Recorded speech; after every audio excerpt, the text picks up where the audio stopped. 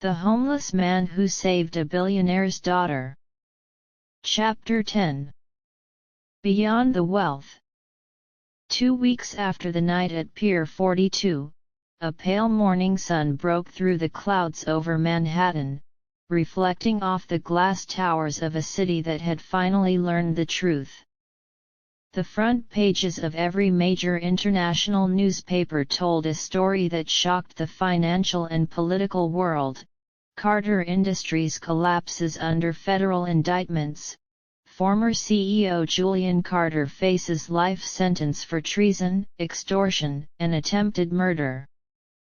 The federal investigation, spearheaded by the uncorrupted data logs Ethan had recovered from the server hub, revealed a decade of criminal operations orchestrated by Julian Carter.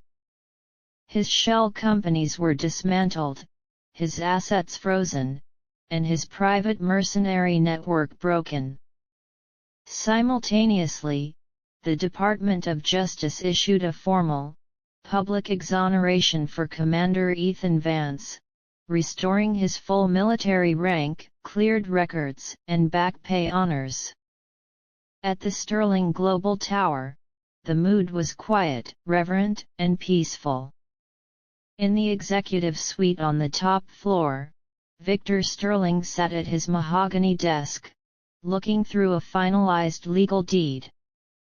Across from him stood Marcus Vance, heavily bandaged beneath his dark suit but walking upright, fully recovered from his injuries, and Arthur Pendleton.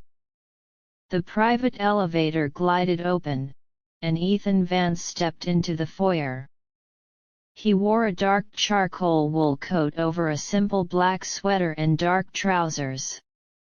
He looked immaculate, his sharp jawline smooth, his dark hair neatly trimmed, but more than that, the hollow, haunted look in his eyes had finally been replaced by a quiet, profound peace.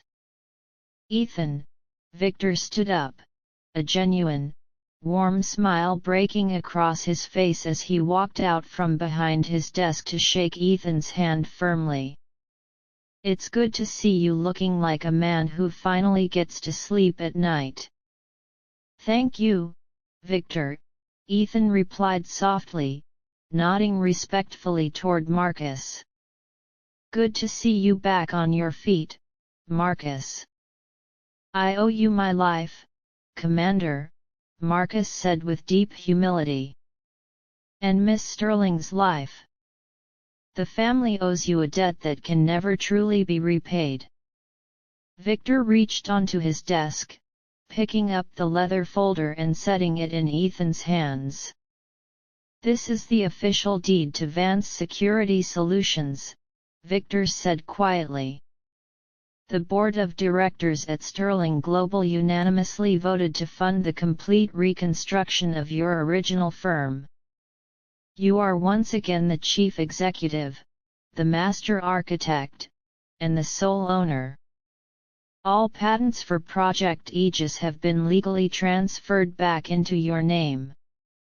Ethan looked down at the documents, feeling the heavy weight of a life restored. 7 years ago, he thought everything he had built was turned to ashes forever. "I don't know what to say, Victor," Ethan admitted softly. "You don't have to say anything," Victor replied, placing a hand on Ethan's shoulder. "You gave me back my daughter. A father's gratitude doesn't come with an invoice." Victor smiled, turning toward the balcony doors. "She's waiting for you on the terrace."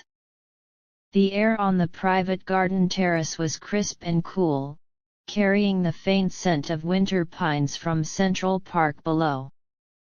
Aria stood near the stone balustrade, wrapped in a long white coat, her auburn hair catch in the soft breeze. She turned as the heavy glass doors opened, watching Ethan walk toward her across the stone tiles. He stopped beside her, leaning his hands against the stone railing, looking out over the sprawling skyline of New York. "It looks different from up here," Ethan remarked quietly after a long moment of peaceful silence. Different than the subway grates, Aria asked softly, a faint, fond smile on her lips. Different than 7 years ago, Ethan corrected, turning his gaze to look at her. Back then, I looked at this city and only saw a battlefield. A place where cold code and greedy men ruled. And what do you see now? Ethan reached into his coat pocket, pulling out a small, old silver compass, a simple keepsake that had remained in his pocket through all those years on the streets. He held it in his palm, then closed his hand over it. I see a place where people still care enough to step out into the rain for a stranger, Ethan said gently. Aria stepped closer to him, her eyes searching his face. So, what happens now, Commander Vance? You have your company back. You have your name back. The whole world wants to hire you. Vance Security won't be building weapons or private military networks, Aria, Ethan said firmly. We are going to focus on municipal defense, public shelter safety, and humanitarian infrastructure. I spent enough of my life fighting wars.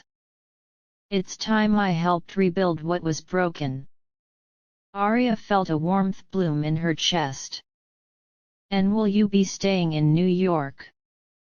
Ethan looked down at her, at the warmth in her eyes, the gentle strength that had pulled him back from the darkest corners of his existence. He realized that the shield he had carried for so long was no longer meant to protect him from the world, but to protect the life he was finally ready to live. I think my place is right here, Ethan whispered, taking a step closer and gently reaching out to take her hand in his. Guarding the things that actually matter. Aria smiled, her fingers interlocking with his, leaning her head gently against his arm as they stood together under the bright winter sky, looking out over the city below. The homeless man who had lost everything had saved a billionaire's daughter, and in doing so, he had saved himself. Story concluded.